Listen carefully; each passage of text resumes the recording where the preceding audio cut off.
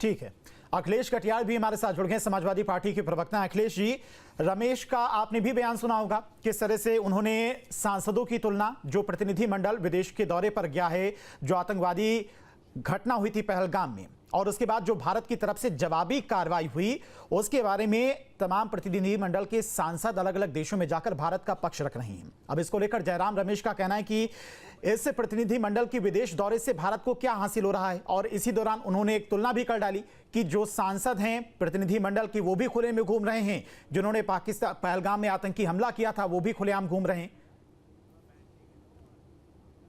नहीं, ये जो अभी वक्त साहब बात कह रहे हैं कि राहुल गांधी के नेतृत्व में कांग्रेस इतनी बार चुनाव हारी, कांग्रेस अब इस घटना का कांग्रेस के चुनाव हारने से क्या संबंध?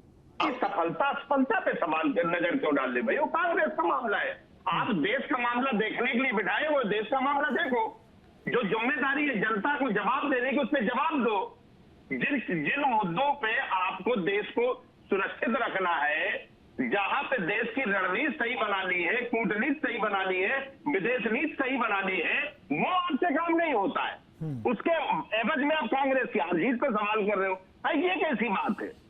आज सीडीएस चौहान साहब जो बयान दे रहे हैं इस धरती से बाहर जाके, अगर ये बात इस देश की जनता को सुनने को मिल रही है कि शुरुआती दिनों में कुछ चूक हुई, वो क्या देश जानना चाहता है इस बात को भी? आखिर सरकार क्यों नहीं बताती है? जो देश के अंदर जो हुई मामला है, अगर आप उस पर सवाल करते हैं तो आप कह देते कि ऑपरेशन सिंदूर भी चल रहा है।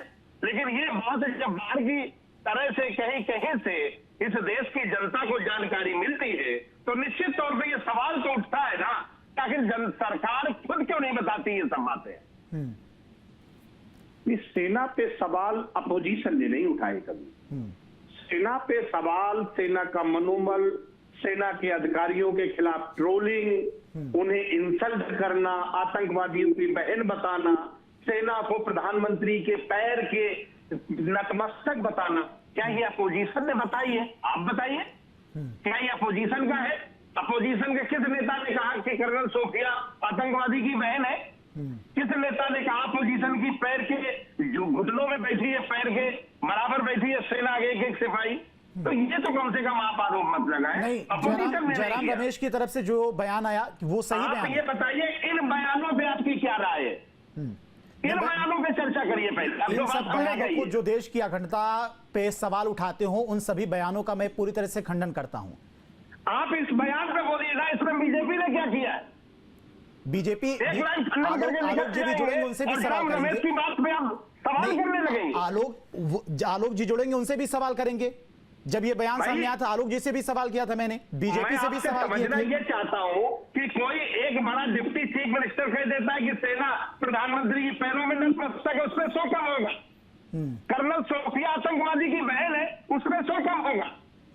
अगर जयराम रमेश साहब के बयान पे हम बहस कर सकते हैं, तो 4 दिन बहस इन बयानों पे भी होनी चाहिए। आज तक बीजेपी ने किसी बड़े नेता ने इसमें बयान नहीं दिया, इनको जेल के पीछे नहीं डाला गया।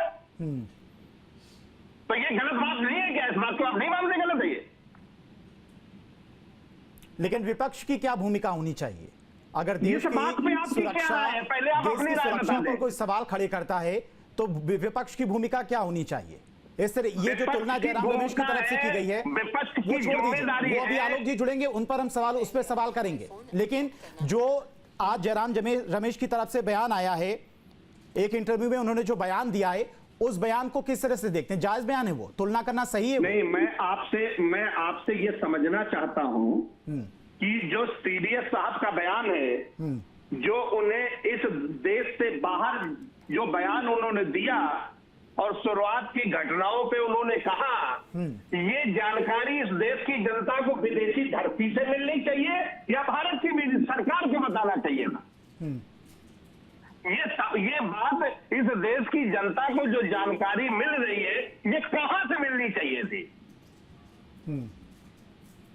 आपको इस देश की सरकार की जिम्मेदारी थी बताने की या नहीं? और अगर आज विपक्ष अपोजिशन के लोग जो जनता के सवाल हैं, उन सवालों को अगर हम भाजपा से कर दें, तो आप हमको कहते हैं कि चुनाव नहीं जीतते जी। हार जाते हैं, जब आपकी जिम्मेदारी की बात आती है तो हम चुनाव हार जाते हैं। आप अपनी चुनावी जीत के घोड़े पे सवार होके क्या सारी जिम्मेदारियों से तीसरी कर लेंगे आप? ये मेरा सवाल है। नहीं, विपक्ष की तरफ से समय समय पर जिस तरह से पाकिस्तान विपक्ष चाहता था, देश भी चाहता था कि पाकिस्तान पर एक कड़ी कार्रवाई हो, लेकिन कोई भी देश युद्ध नहीं चाहता है। युद्ध से देश की बर्बादी होती है, जीडीपी की बर्बादी होती है। जो कार्रवाई पाकिस्तान पर की गई वो ठीक थी। युद्ध कोई नहीं चाहता, लेकिन किसी देश की छाती पे आप घुस के 26 देश के नागरिकों की आप हत्या करके चले जाएंगे तो क्या हमने चूड़ी पहन रखी है? जब आप नहीं देंगे, हम दुनिया का सबसे बड़ा लोकतंत्र है और उस परिस्थिति में इस देश के साथ पूरे दुनिया के देशों का जो हाल था उससे ये साफ हो गया कि भारत की विदेश नीति पूरी तरह असफल हो गई। चीन भी पाकिस्तान के साथ खड़ा है, बांग्लादेश भी उनकी भाषा बोल रहा है, नेपाल उनकी भाषा बोल रहा है, श्रीलंका ने पोर्ट उनको दे रखे हैं, और हमारे भारत के प्रधानमंत्री और भारत के विदेश मंत्री बात कर रहे हैं। और उस समय जब युद्ध की बात चल रही थी, उस समय जब देश में तनाव था, तो इंटरनेशनल मॉनेटरी फंड से पाकिस्तान को पैसा दिया जा रहा है, हम रोक भी नहीं पा रहे।